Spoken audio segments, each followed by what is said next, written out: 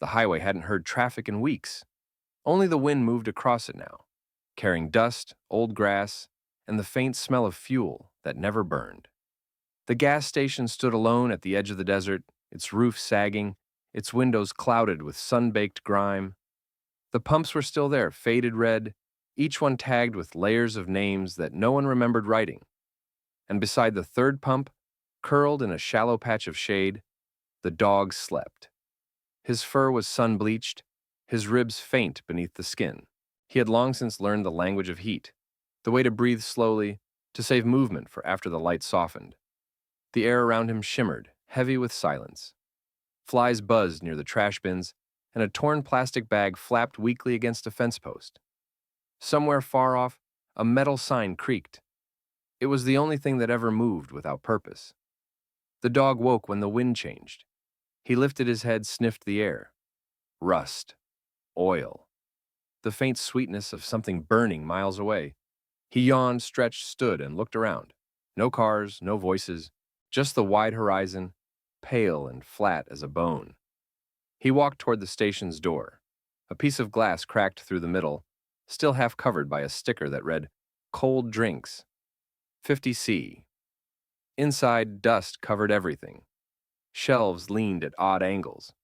The refrigerator hummed weakly, running on a generator that hadn't been checked in years. He nosed the floor, found a patch of cool concrete, and lay down again. The hum of the old machine was enough like breathing to keep him company. Around mid-morning, a sound broke the air. Tires on gravel, slow, uncertain. The dog raised his head. The sound grew closer, then stopped. A truck. Not new, not clean. An old pickup the color of dust. Its engine ticked as it cooled. A man stepped out. Boots first, then jeans, then a face half hidden by a hat, and days of sunburn. He walked to the pump, looked at the nozzle, then at the horizon. "Figures," he said quietly. "Still here, huh?" The dog watched from inside, eyes half open. The man noticed him, smiled faintly. Didn't think anyone was keeping guard. The dog didn't move. The man walked to the doorway, crouched. "You look tired," he said. His voice was dry, gentle. "Don't blame you. This place smells like ghosts." The dog blinked once, slow and heavy. The man stood, stretched, looked around the yard. He went behind the station, came back with a dented water jug. He poured some into an old pan, slid it across the ground with his boot. "Don't let it go to waste," he said. The dog sniffed it first, then drank. Slow, cautious, but steady. "Good boy," the man said, though the words sounded more like habit than affection. He leaned against the pump, looking out at the horizon. For a while, neither moved. The sun climbed higher, turning the chrome edges of the truck into knives of light. The man squinted. "Used to be a town 10 miles down that way," he said. "Can't even find it on a map now." He glanced at the dog. "Maybe that's mercy." The wind picked up again. The loose sign clanged against its post. The dog lay down in the dust and closed his eyes. The man smiled faintly. "Yeah," he said. "Guess we're both waiting on something that's not coming." He finished the water himself, climbed back into the truck, and drove off. When the sound of the engine disappeared, the air went back to stillness. The dog opened one eye. The pan was empty. The dust had already begun to settle over it. He lifted his head, listened. Nothing but the whisper of wind through rusted metal. He lay down again, pressed his muzzle to his paws. The hum of the refrigerator had stopped. Somewhere behind him, a droplet of oil fell from the pump and hit the ground with a sound so small it could have been a heartbeat. Morning turned to noon, the smell of rust thickened in the heat, and the dog slept again beside the pumps that had forgotten the sound of cars. The next time the man came, the sky was the color of ash. Clouds hung low and dry, promising rain that would never fall. The wind had shifted from the south, bringing with it the smell of metal and old fire, the kind of scent that made the dog lift his head even before the sound of the engine reached him. The truck rattled up the service road, coughing dust behind it. It stopped in the same place as before. The man climbed out slowly this time, as if the air were heavier than he remembered. He looked around at the gas station, at the peeling paint, at the way the dust had swallowed the tracks from his last visit. Still here, he said. Figures. The dog stood, stretching his legs. He didn't bark. He didn't wag his tail. He just watched. The man opened the truck door again and pulled out a small bag. He dropped it on the ground near the old pump. It landed with a soft thud. Dry dog food, stale but real. Found this at a store 2 towns over, he said. Didn't think anyone would mind if I took it. The dog sniffed at it, uncertain, then began to eat. The man crouched nearby, elbows on his knees, watching the horizon instead of the animal. You and me, he said quietly. We're both running out of places to go. He lit a cigarette. The smoke curled slow and white in the still air. Inside the station, the air smelled worse than before, like dust, rust, and something faintly sweet rotting under the counter. The man walked through it, running his fingers along the shelves. Everything felt soft with age, the labels worn blank.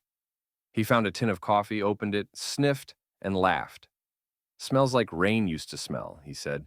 He poured the grounds into an empty bottle, shook it, and set it down near the doorway. Maybe next time, he muttered, if there is one. The dog followed him, paused silent on the cracked tile. He sat near the doorway, watching. You waiting on somebody? The man asked. The dog blinked. Yeah, the man said. Me too. That night he stayed.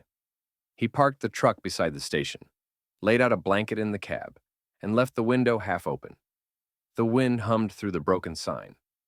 Somewhere far off, thunder rolled once, not close, not real, just a memory of weather. The dog curled beneath the awning, pressed against the cool concrete, his ears twitching at the soft sounds of the desert.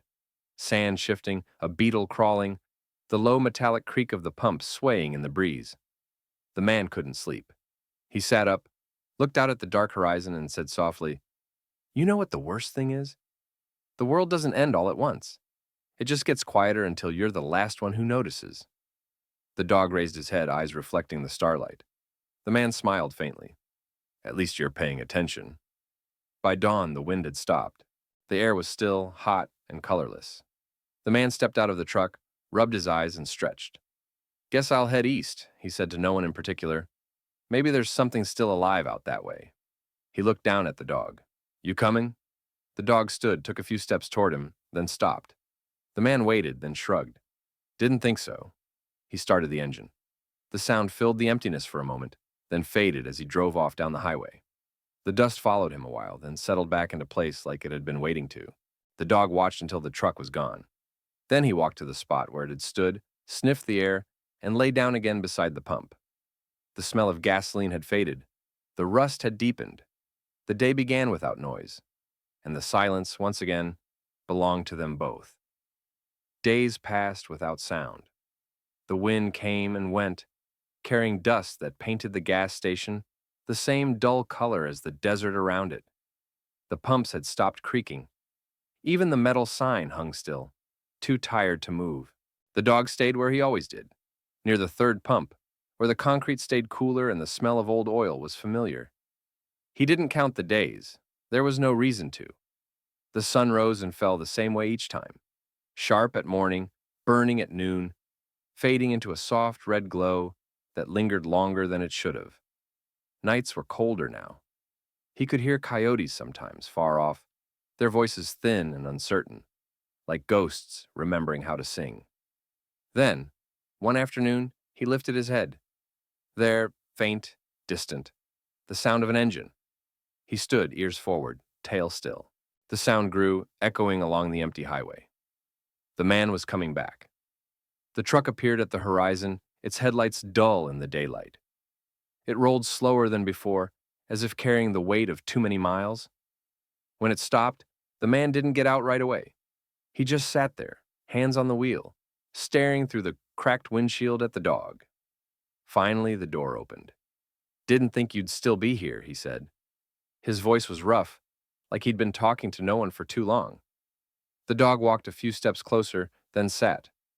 The man smiled faintly. Guess you don't change much. He reached into the truck bed, pulled out a tin can, and opened it with a knife. The smell of beans and salt filled the air, a small, almost human smell that didn't belong in the emptiness. He poured half onto the ground. Split it with me, he said. The dog ate slowly. The man sat beside him, spooning out the rest. You know, he said, looking out toward the horizon, I tried to go east. Nothing there. Just dust and fences that end in nothing. Every town looks like this one, just emptier. He paused. Roads still go somewhere, though. Always somewhere. They just forgot to tell us where. The dog looked at him, head tilted. The man laughed quietly. Yeah, I don't know what that means either. As the sun went down, the light turned copper, staining the pumps and the metal roof in long shadows. The man stood, brushed the dust from his jeans, and walked toward the broken window of the store.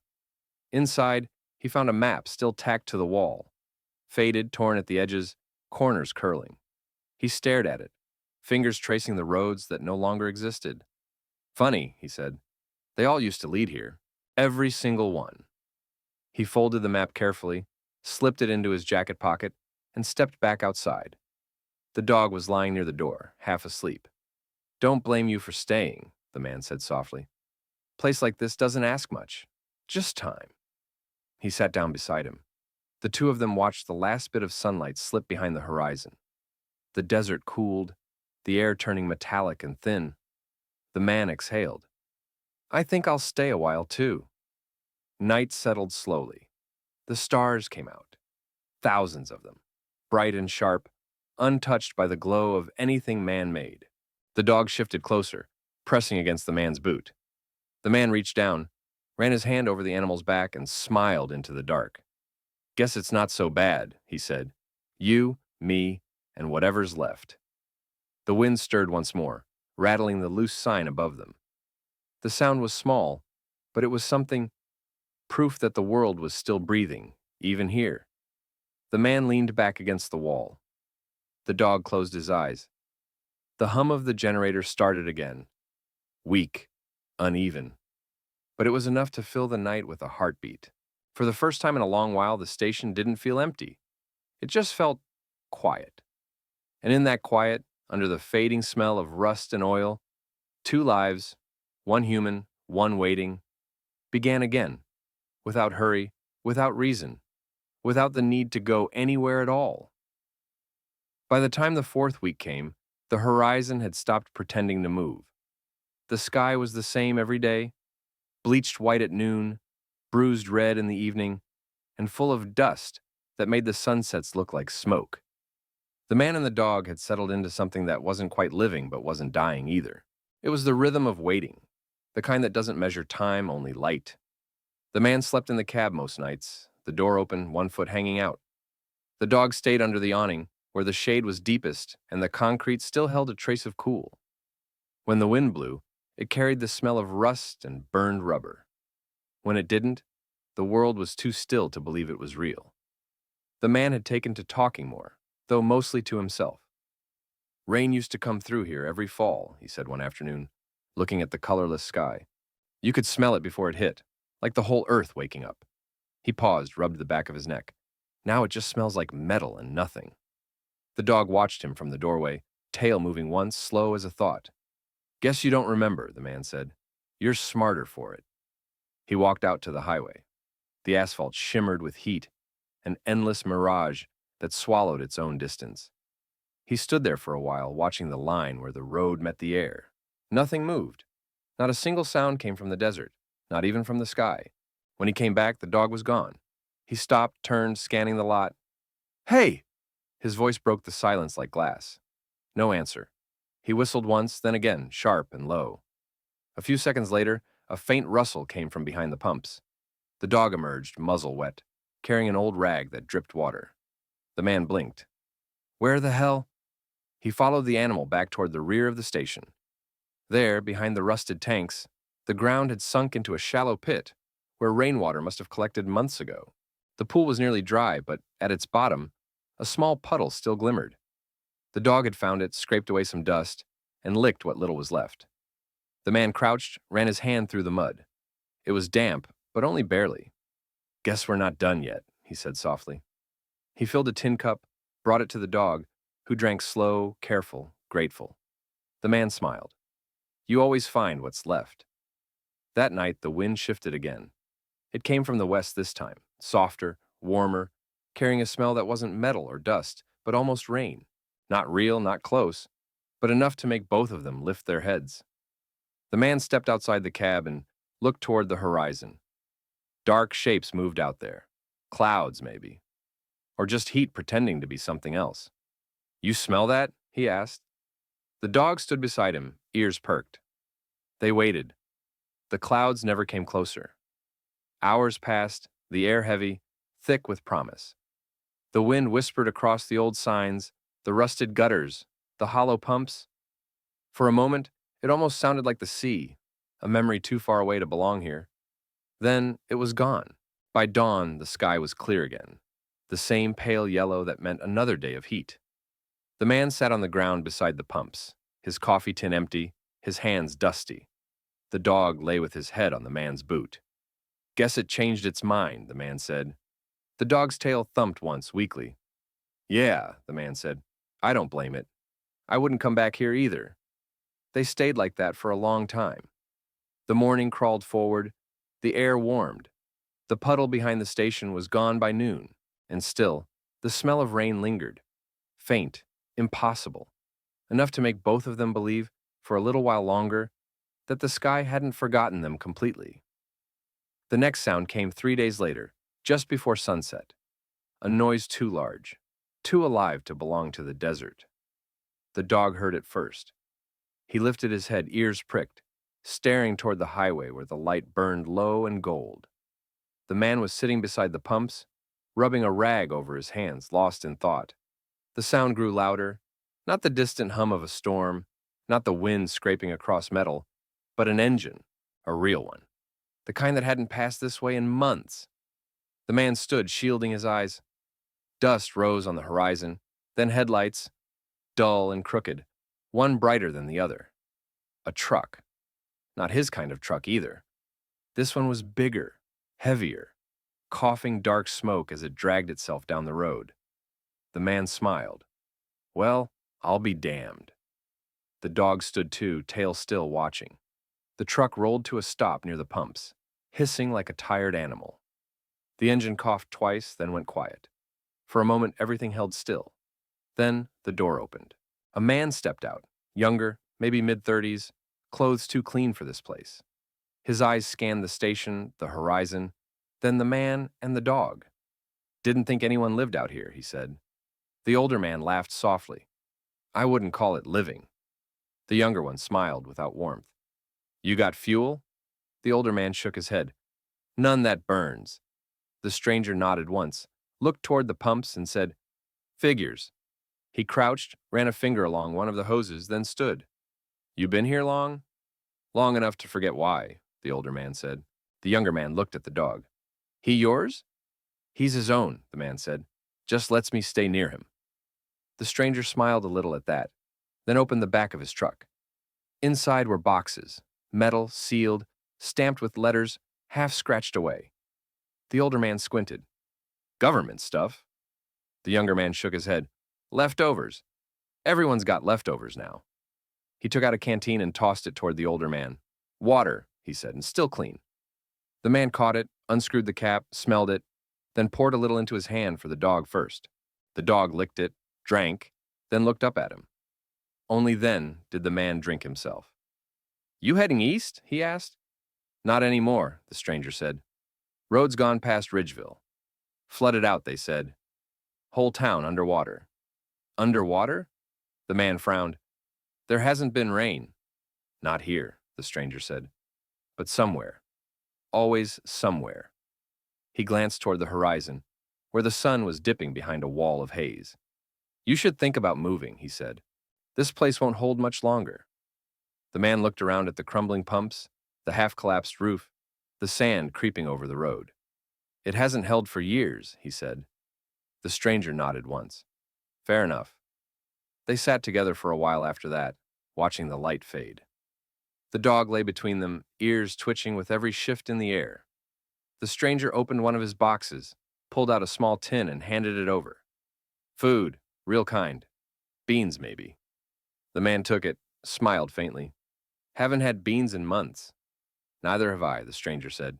"Got tired of hearing my own stomach argue with me." They ate in silence. The heat dropped fast after sunset, and the air filled with the smell of rust and smoke. When the stars came out, the stranger stood, stretching his back. "I'll sleep in the truck," he said. "You mind?" "Not at all," the man said. "There's more space than people now."